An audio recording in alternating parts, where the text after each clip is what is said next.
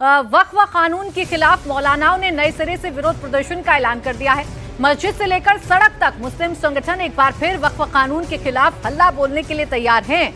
बड़ी खबर यह है कि आज जुमे के दिन वक्फ कानून के खिलाफ मस्जिदों से तकरीरें की जाएंगी। जुमे की नमाज के बाद होने वाले खुतबों में मुसलमानों को वक्फ की अहमियत के बारे में समझाया जाएगा। वक्फ की बहाली को लेकर दुआएं की जाएंगी। वहीं 11 अक्टूबर को दिल्ली के जंतर मंतर पर धरना दिया जाएगा। ये धरना कम से कम 2 से 3 घंटे तक चलेगा। इसके बाद गिरफ्तारियां दी जाएंगी। इसके बाद 16 नवंबर को मुस्लिम संगठनों की तरफ से दिल्ली के रामलीला मैदान में भी एक बड़ी विरोध रैली की जाएगी। वक्फ कानून को लेकर All India Muslim Personal Law Board आर पार की लड़ाई के मूड में है।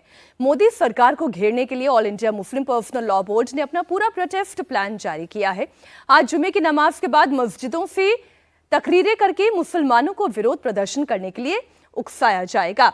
इसके बाद 3 अक्टूबर को जुमे के दिन मुसलमानों से अपनी दुकान और दफ्तर बंद करने की अपील भी की गई है। 11 अक्टूबर को मुसलमान जंतर मंतर पर धरना प्रदर्शन भी करेंगे। वहीं 16 अक्टूबर को राज्यों के मुख्यमंत्रियों से मिलकर ज्ञापन सौंपेंगे। इसके बाद 16 नवंबर को दिल्ली के रामलीला मैदान में भी बड़ी संख्या में मुसलमान एक बार फिर एकजुट होंगे और वक्फ कानून के खिलाफ विरोध प्रदर्शन करेंगे। और बात ये आप मानकर चलें, अगर इतनी लंबी टाइमलाइन तैयार हो गई है तो एक बड़े प्रोटेस्ट की तैयारी हो गई है और वो एका भी मुसलमानों में दिखाई देगी। ऐसी पूरी संभावना, पूरा अंदेशा दिखाई दे रहा है। हमारी जो लड़ाई है, असल लड़ाई हुकूमत के साथ में है, वो हमारा जारी रहेगी।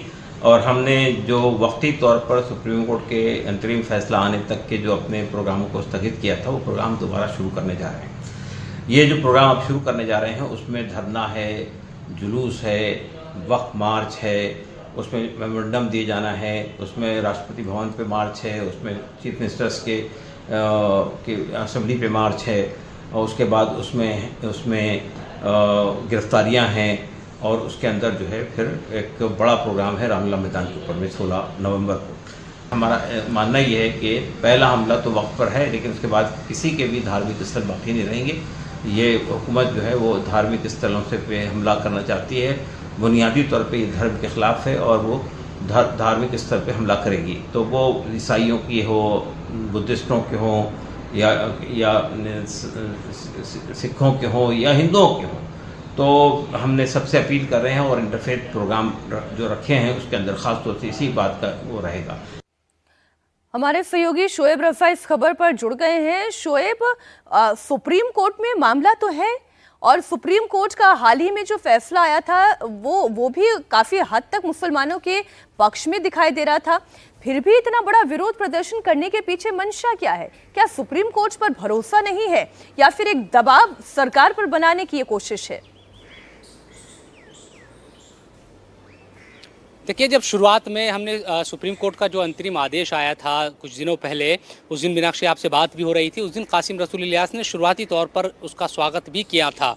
लेकिन बाद में इन लोगों को क्योंकि जब कॉपी मिली, फिर हमारी बातचीत हुई और उस पूरे आदेश की कॉपी को पढ़ा गया, तो इनकी तरफ से पर्सनल लॉ बोर्ड और तमाम जो मुस्लिम संगठन की तरफ से कहा गया कि जो वक्फ बाय यूज़र का मामला है उसको लेकर किसी भी तरह का जो अंतरिम आदेश है वो नहीं आया है। यानी कि जो वक्फ बाय यूज़र जिस तरह से कानून में जो प्रावधान किए गए हैं उसी तरह से रहेगा। हमें राहत नहीं मिली है और वही मामला हमारे लिए सबसे बड़ा था।